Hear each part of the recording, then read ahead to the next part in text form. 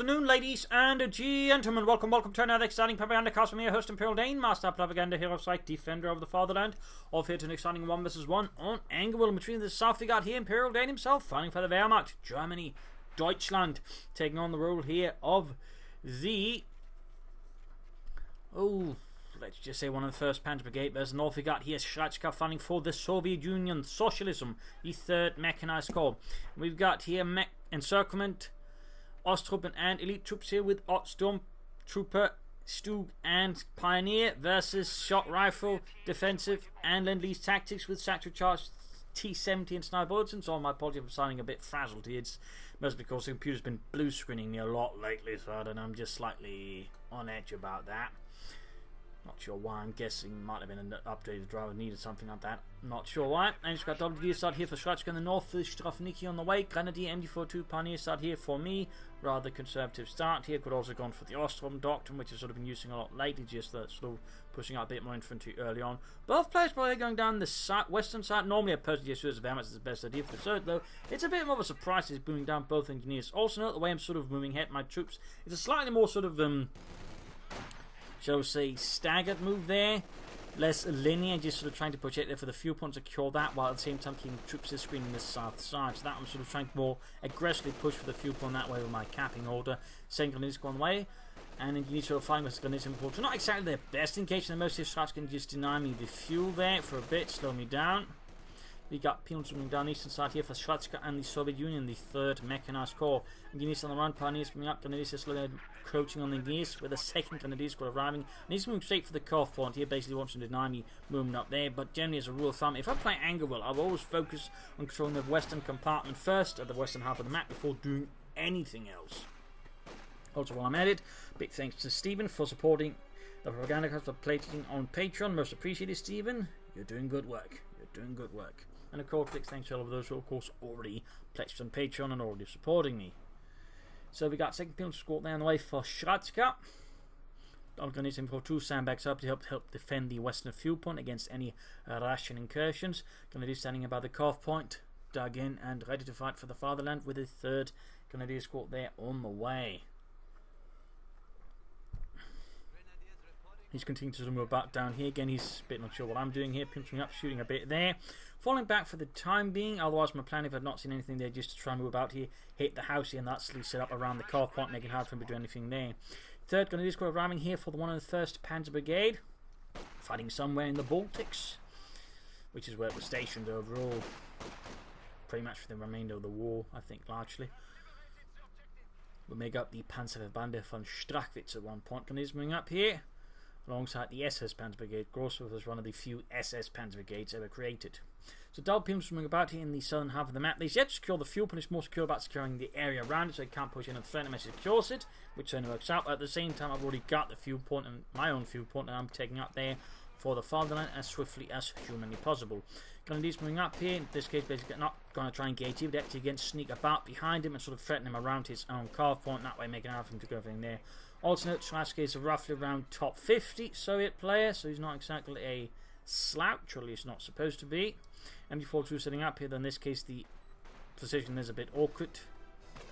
In this case I'm too focused about his, I actually forget about his. So that's a bit of a mistake there by me. Though of course in this case I get to choose a doctrine, and I quickly pop Encirclement to allow my MD42 to sprint. This is one of the reasons I personally love the Encirclement doctrine, besides, you know, close to pocket and stormtroopers, but to sprint can now to quickly reposition machine in case you get caught off guard. But there you go again, sneaking up behind him, as again most players will focus around the area around here, leaving this part actually usually quite undefended.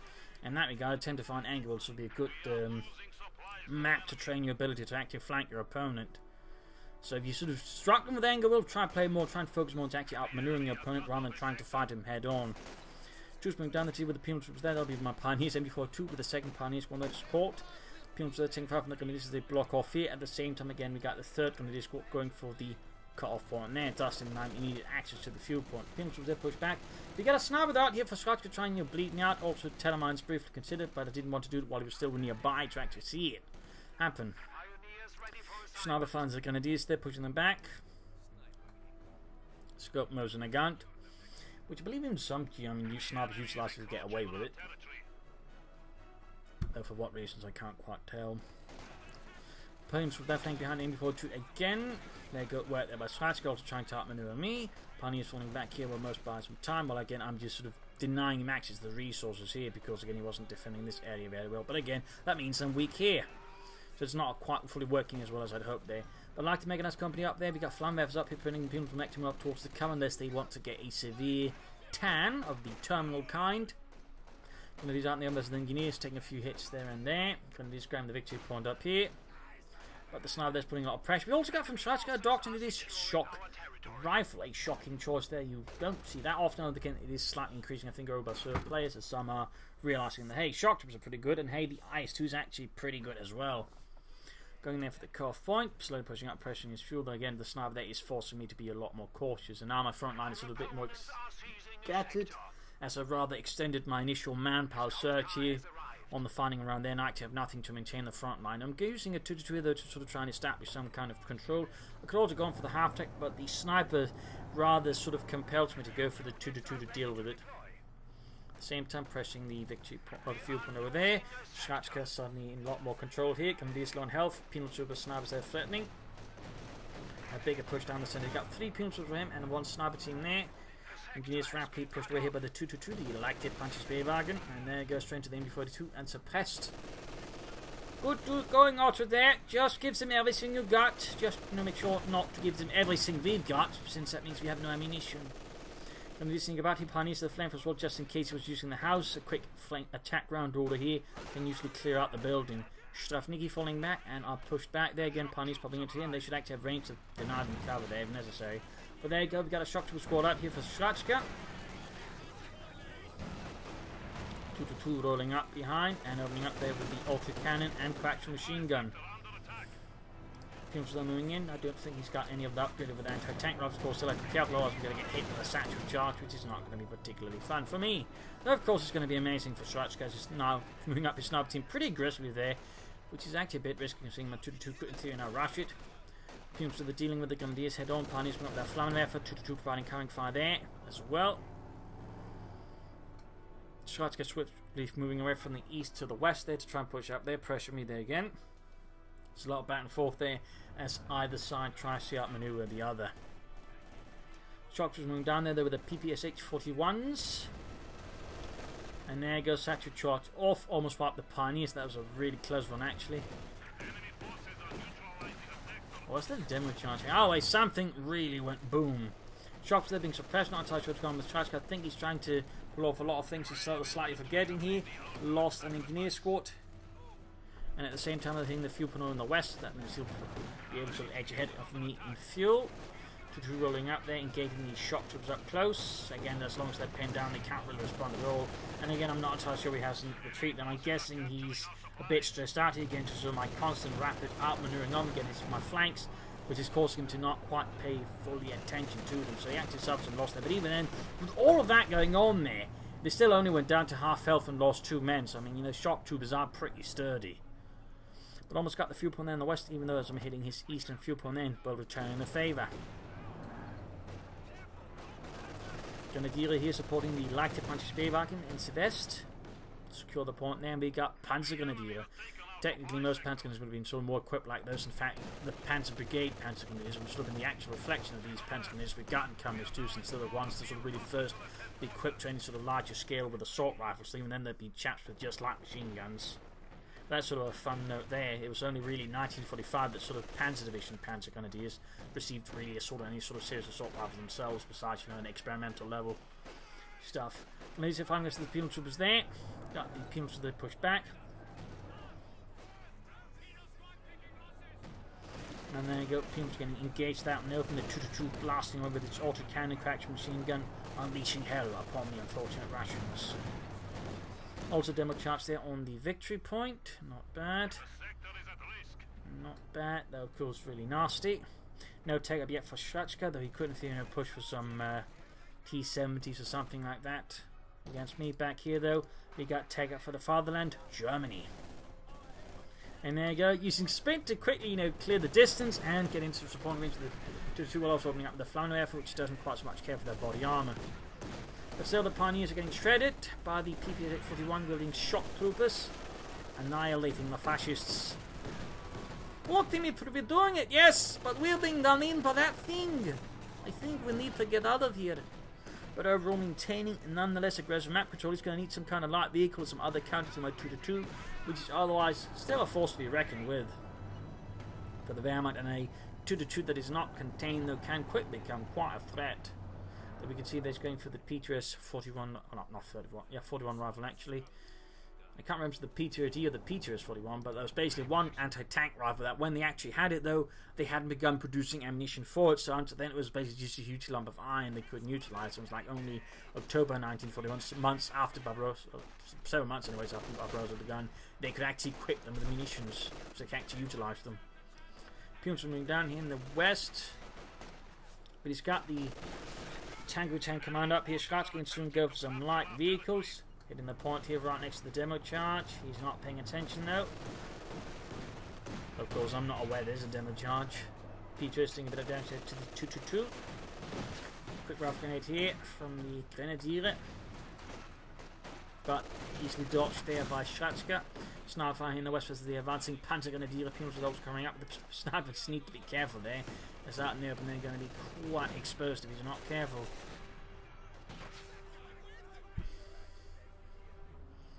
Quite exposed. Support armor corps going up here for the fatherland, Deutschland. And they're going to just got wiped out with the demo charge. Tragic loss for Germany. Save our heroes. Sniper down to one man. Should probably treat that one for reinforcements. Indianese healing up. Pressure up left side. Again, my left side is really open at the moment. I'm surprised he hasn't tried to push more down there. But again, sort of been caught up here by the pressure on the right flank.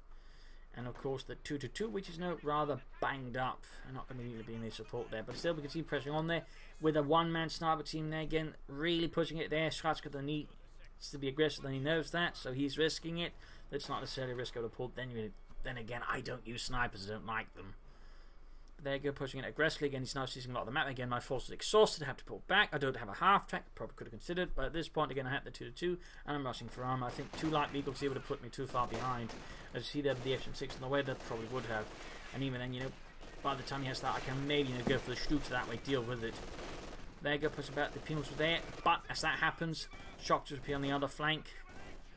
Sending the machine guns going over. There you go. Grenadiers quickly sprint away to run in the range of the Panzer Grenadiers for supporting fire against the advancing shock troopers.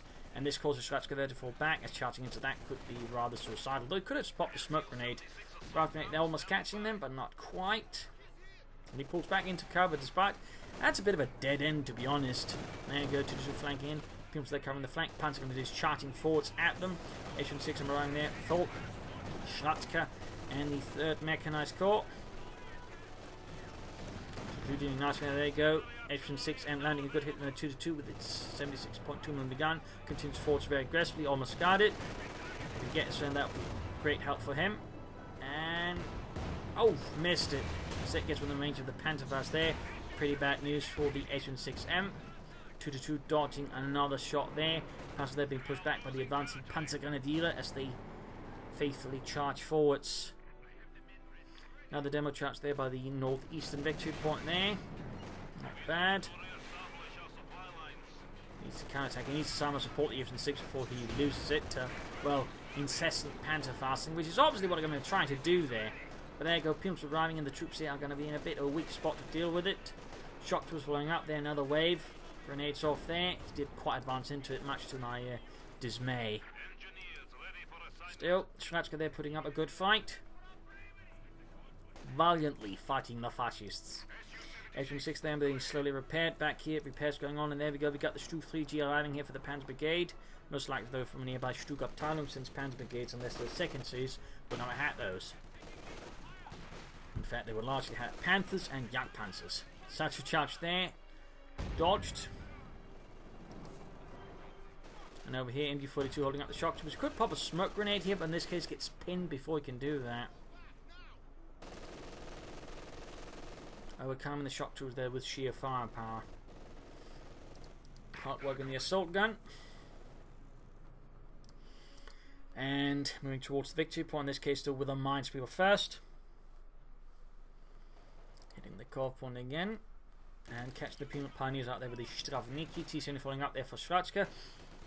Probably hasn't seen my StuG this one any sign of armor there, so he's committing to a light tank there, or maybe what's going to do for them is just try and pressure my infantry that way. Pioneers have done a pretty bad engagement, and yeah, wiped. Bit of a loss for me. Got the demo charge up there, but engineers running, forcing back on Pioneers. T70 almost done there for Sreczka, and here's Panzerguns here dealing with the Strafnik inside as they're boldly holding up the rations. There you go.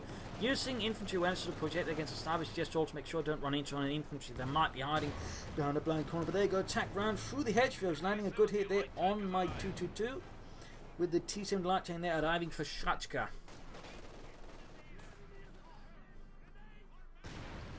Strafniki forced away there. Grenadiers advance on the point, but there's a T70 waiting for them. Alright, you need 3. Show them what you learned. I learned things. Just shoot. Got the StuG rolling here. We've got Shockers threatening the flank up here. 6 of them covering up. Bit of a hurried rush here with no real infantry support. Actually, a bit of a tactical error there by me. You can see I'm quickly forcing away the H-16 to try and avoid, getting it satchelled or anything like that, and losing the 2-2 in response. So that was basically an ill-considered tactical move there by me, and Sreczka was very quick to punish it. Also meaning I'm actually now below him in terms of overall force strength, so that's actually pretty bad. But there you go. Storms were picking up from the flank to the rear, infiltrating in. Tried a bit of pressure. T70 opening up. Then he's got the StuG in to try and deal with it before my infantry gets annihilated. There you go. Using sprint in conjunction with Panzerfaust. Also a good way of using it. That way to quickly, close the distance. Panzerfaust and allow my StuG to go after it. At the same time, using the Storms here to basically act as bait for the assault gun and on the infantry, allowing my StuG to roll for the T70. So a bit of a sneaky maneuver there by me. Sometimes a bit of bait is a good thing. So I'm close to losing the Stormtroopers there, which is obviously a lot less desirable. And of course, right here, I actually end up in a pretty sticky situation where my StuG is actually now being threatened here on the retreat path because the Shocktroopers could theoretically hit it with a satchel charge because they can basically block the only real way of going through it. Assault guns and everything else moving in there, so I suddenly realised that I've actually made a massive blunder there with my StuG. So what do I do? What do you do when you make this? You're basically just sort of try, alright, well, where is my opponent not expecting me to move through? Well, he's not going to expect to move through his own territories. And that's basically what I then proceed to do. Move straight back through into, where, deeper into his territory, then get out that way. Which is also a fun fact, is occasionally how the Germans would break out there through encirclements if the units sort of got caught on that castle there on the eastern front. They basically just, not attack in direction towards their own front lines that was closest, but actually take a slightly longer route to attack for where the Russians did not expect it. So I guess you could say that was a historical maneuver there. After also very historically, got them caught up in a position I couldn't get them out of in the first place. Panzerguns here, there's a Pilgrims out in the open, already low on health though. Got Pilgrims moving up here, other StuG covering up, so I got 2 StuGs now, forming up a nice amount of Sturmgeschütz firepower. And Stormtroopers, they're losing Ludwig to sniper fire. 15 kills here, a lot of back and forth here. So that's going to look in a much better position than they did, earlier in the match here, as he's now stabilised a bit more. And certainly, we both had chances to make mistakes and punish the other bastard for it. And certainly that is also where the Russians sort of benefit a bit more, since the Wehrmacht, if they make mistakes, they tend to suffer harder for it compared to their allies. So it shows you they can sort of capitalise on it. But healing reinforcement going on there, got the medic bunker up, had that up some time ago. Shock troopers moving in there to hit the eastern fuel point, though I've still got a fat fuel lead there that way for Sreczka, who could in theory now try and play for the IS-2, and suppose he could be doing that next, though that's going to really, I think, require some fuel caches to make work. Sniper Pilgrims moving down here on the western side, N42 covering up there. 1200 rounds per minute on those veteran 3 penal troopers. Others too being fixed up, noting no machine guns on them. Could definitely benefit from that. And a small grenadier group are moving up there with double up machine guns to engage the shock troopers there by the field point. A bit risky, since in theory they could still take them out with a bit of smoke and whatnot. In this case though, he stays at range, does not try to sort of quickly close in the grenadiers. So we're going to hang back here, Veteran 2 closing in on Veteran 3. StuGs now with machine guns, said wood. And Stormtroopers also now able to actually get assault rifles, which is also really good. We've got mounts going down there. And up here, Grenadiers. But I know how I'm basically splitting up the Grenadiers, so he has to pursue either one. And basically, Bankman's going to go for that. That was sort of a bit weaker to try and wipe it out, allowing my grenadiers against the side of the house, and that way had a better chance versus the shock troopers, which basically worked out in that case. So up with the flak panzers up to deal with infantry, you got 2 StuGs. I could go for a Panther 4, but I'd rather focus on something that hurt the infantry better.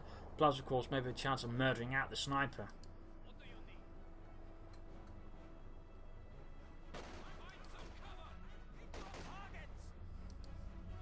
He's moving eastwards. Storm's moving up there. Still haven't gone around to upgrade the assault rifles, so we need to do that. And we got the StuGs still bombarding the Strafniki. There we go. Sturmgewehrs.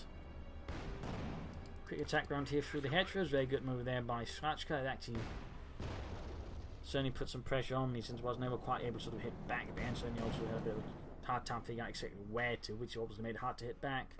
That's a really sneaky maneuver there by Sreczka. Securing the territory here again, threatening the CoH2 on there. They're not quite hitting it or grabbing it.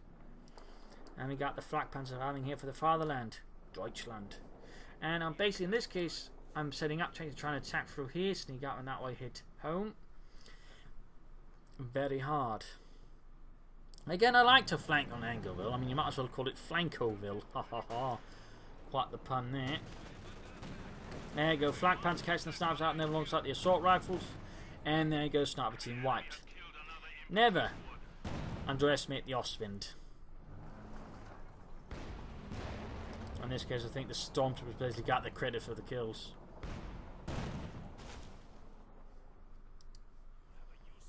So what will Sreczka do next here? Again, I'm making to an extent very obvious if you actually paid attention again what I'm trying to do again. I'm trying to attack through here, get behind, hit the points here, cut off his retreat path and just murder stuff there. In this case, they sort of realise, you know, I could actually destroy his special rifle command since it's right next to the base exit, and decide to do that instead. Allowing his assault guns to have several free shots, but I figure if you can destroy that, though, it's not going to matter because he will not be able to get a replacement sniper easily, or anything else for that matter. He's also going to flood a bit of manpower there, which he does need to be careful with.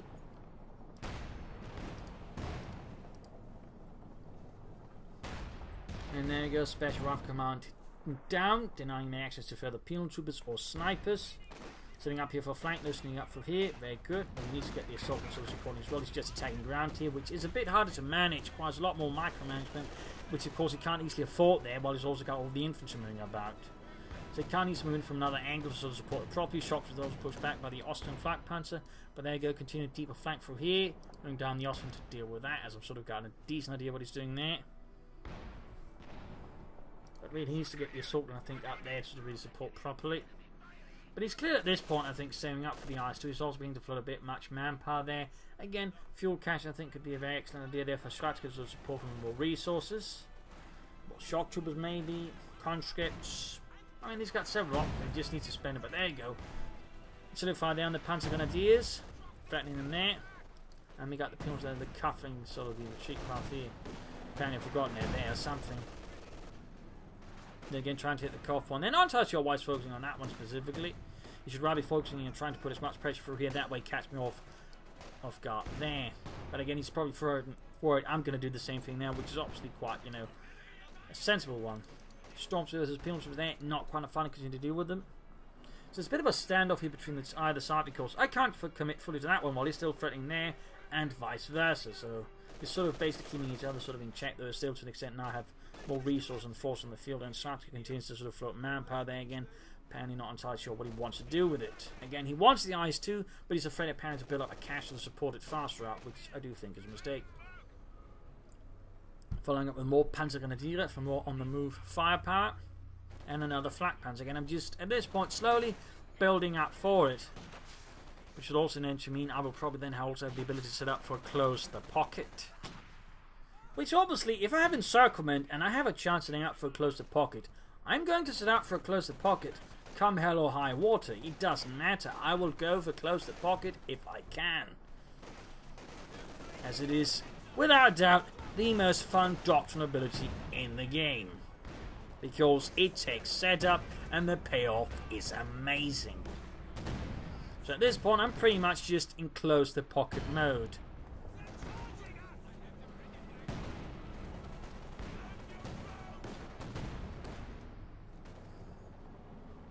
So again, we got to stand off here in part because again, I'm not pushing again. I'm just setting up here for the most amazing close the pocket, the world will oversee. Well, probably not, but you know, it's going to be spectacular. I hope. Mines down there, good, but still flooding manpower. Again, could have built fuel caches. Could at this point, then very quick by now, already going for an IS-2. But again, there's just, he's not quite going there. And I got the gun, he's basically guarding that point. I've forgotten about them to an extent, but you know, they're guarding that point. Yeah, I'm sure we were ordered by the Führer to guard this point. Yeah, it's strategically vital. Are you sure we haven't been forgotten? Yeah, we haven't been forgotten. I'm sure of it. I'm sure of it. You're getting a bit of quiet, just setting up, and there you go. We got the IS-2 out there for Sreczka. And the 3rd Mechanized Corps. Rolling ahead. And now slowly setting up there for moving in. Also checking for mine, because again, he's likely going to try and mine there again. He's, at this point, should have a reasonably good idea what it is I'm trying to achieve. Maybe not close to the pocket, but he's probably got a good idea. I'm going to try and set up for a really nasty flank. And there we go. So I don't quite have the munitions, but at this point, it's just time to go. Teams that engaged with the double Osmans. 2/3 of flak sheet charging away. They're going to closing right up for the IS-2. And so far, again, he's not really committing a lot. He's still defending here. He is still defending. Still also flooding quite a bit of manpower. Again, caches would have been great, in particular because caches would have made it extremely difficult. There's one here tactic pull off, close the pocket. I mean, I would be able to destroy it quickly, but it actually slowed it down. Still going for it there, getting very close now, getting very close. Extremely close. Comes setting up again to threaten, but again, we still got the double Osmans. Got the cut-off point. We're moments away from the moment of glory. Oh, for some reason, my gun just kept charging in for the shots, but they're getting suppressed. That was silly. And there you go. Immediately as I can, I just pop close the pocket. He's moving everything he's got. There we go, accelerating down. And I think he's not quite realising what's going on. Their house there collapsed. Penal troopers wiped out. He just lost 2 penal trooper squads in a blink of an eye. IS-2 straight from the StuGs and the Osmans, taking a lot of fire. The shots also bouncing off quite a bit there. H-6 men moving in support there. Rest of the troops just standing about. He's just trying to focus with his armour. In the meanwhile, though, everything else is getting utterly annihilated. Now going for breakthrough. Just speed up right here, though. The H-6 blocks the path from the StuGs, crossing in the StuG here. Osmans are continuing more about here. He's just lost everything but the IS-2, the H-6, and a shock to the squad inside his base. Everything else has been shattered by close the pocket. Trying to get the H-6's 2 guns being knocked out here. I lose my Osman to my own artillery. Almost got the H-6, they're not quite. He's still flooding a ton of manpower. At this point, I'm pretty sure Sreczka is just a complete shock. And he's just getting as many gear as he can because he can't get anything else in terms of manpower. But that and conscripts. You could, of course, call in more shock troopers.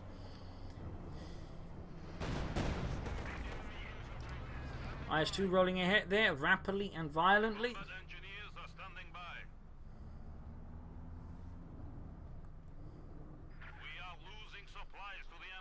But there you go. One hell of a close to pocket that shattered most of what Sreczka had. Completely crashing it. That's why I love close to pocket. It is shock and awe combined into one ability. Because all of a sudden, again, if you combine it with a proper attack, you know, your opponent suddenly has to sort of decide, does he want to save as much as he can, or does he actually want to deal with a force attack because, oh wait, I'm going to get something destroyed. In this case, he prioritized destroying the armor, which meant he had to use his own armor because his infantry couldn't do anything. And it's just complete carnage. He's just going for a lot of troops, as you can see there. He's just trying to fill things up. I mean, he's still got a lot of manpower, so you can feel it, you know, still pull through, but it's not looking too good here for Sreczka. It is not looking too good.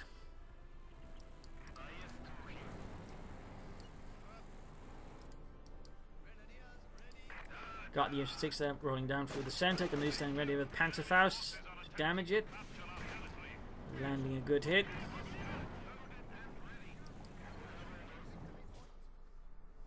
Demo charge there, not paying attention to it. The Z. Well, obviously can't pay attention. I don't know it's there. Of course, I got a bit of a problem, which is, of course, he's got an IS-2. I've only got one StuG to really hold it. I could go for another StuG. Now I'm actually going for a Pack 40 here in the meanwhile. But actually, I'd left in a bit of a weird sign. Partly because I didn't actually expect an IS-2. for some reason. I've seen the shocks, but for some reason my brain sort of never sort of struck the idea that, you know, maybe he could actually go for an IS-2. And actually completely caught me off guard there. So that was actually a larger strategic area. That again, Sreczka floating so much manpower, not committing to fuel cache. Those another bigger one, I think, for him. There you go, Panzerfaust in the IS-2 though. Shocks was bringing up support.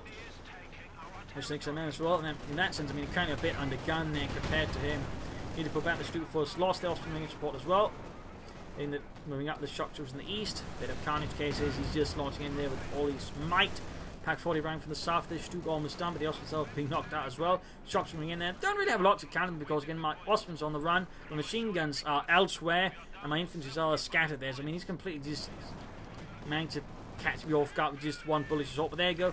Caught the SM6 there with a Pack 40, destroying that one at least. Leaving only with the IS-2, but the IS-2 is still pretty tough. In game, it has the same armor as the King Tiger, meaning it can bounce an awful lot of shots from the front. Plus, it has a pretty good gun.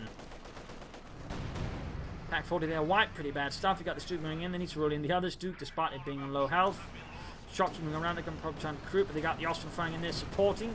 Trying to nice shots from grabbing the Pack 40 and Kniesming about this roll from the Stuka rolling in. Bit of chaos here. Got the Austrian rolling in. Going to try and clear out the Pack 40. Blasting away at the Austrian.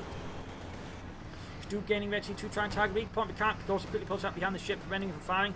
Pack 40 white, then Kniesming running out for the IS-2, trying to repair it. Almost got the Stuka here, but there we go, moving in. Target weak point. Almost. And there we go. IS-2 about to go down.